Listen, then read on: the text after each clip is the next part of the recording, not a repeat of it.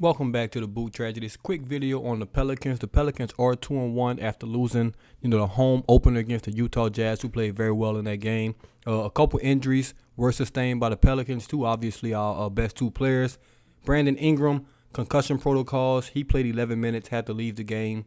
Head injury. Concussion, in the NBA, you can live with a concussion, man. That's not really too serious. He may miss a couple games, but he'll be back in no time. And Zion Williamson, they came out with his injury update. They just gave a bunch of fancy words, posterior hip contusion, to basically say that he has a bone bruise, or just some bruises, maybe not even a bone bruise, just some bruises on him. That's nothing. He fell hard. The man's big, so when he falls, it's gonna hurt. He's gonna be bruised. Willie Green said basically he got the word that he couldn't put Zion back in the game, which I understand. He was already at 30 minutes. He just got a bruise. This man is going to be a key part of the season in the future of this franchise. Just signed for over $200 million.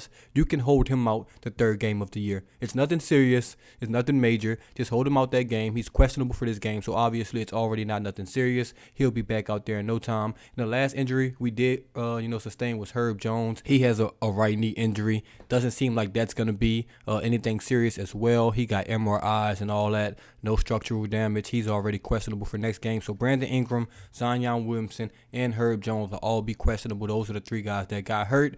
Jackson Hayes was hurt in not the regular season, but the preseason.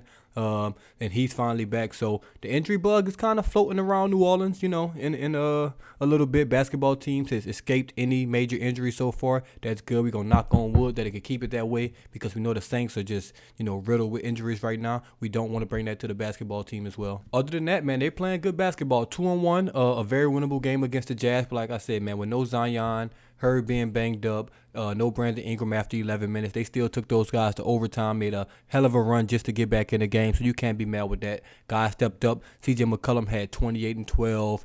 Trey Murphy's playing well. Larry Nance is playing well. Val didn't have his best of games. But, hey, man, it's very, very early in the season. You won't really start to assess the team until after about 10 to 15 games, but everybody's going well. They just need to stay the course, keep winning these games. I would like to see Zion in close games. Unfortunately, we're in a close game and he couldn't get back out there, because I do want to see how he's used in close games. Will they give him the ball?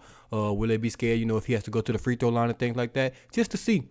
He's going to need these, these experiences throughout the year. The Pelicans are going to be a playoff team. If they're going to have a chance to do anything in the playoffs, Zion's going to have to be closing these games down the stretch. Also, just some basketball things. It's very, very early, so I'm not going to, jump on Willie Green about anything he's doing schematic-wise. But I would like to see Zion with the ball in his hands more. They're just throwing it to him in the post right now, which is, he's really good at that. He's a big body. He's probably going to have an undersized guy or a slower guy on him. But I would like to see point Zion.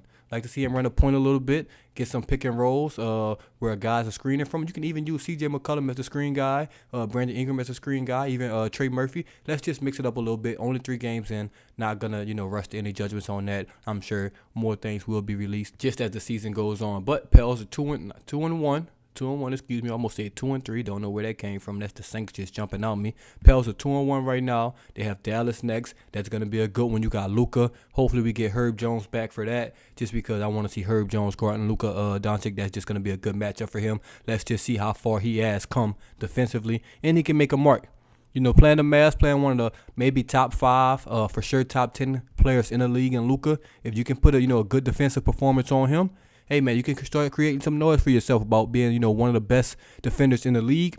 People in New Orleans know that. Pelicans fans know that Herb Jones is already one of that, one of those guys. But on a national level, you can start getting more attention, and they can start with locking down Luka Doncic. We'll see how that turns out for him. But the Pelicans are looking good, man. They're looking good.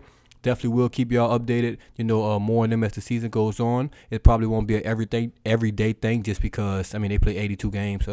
That's kind of crazy. But maybe when the Saints season is over, it'll be an everyday thing. We'll see about that. But let me know what y'all think about the Pelicans and this injury bug and how the season is going so far in the comments below. As always, just DaBoot Tragedies, and I'm out.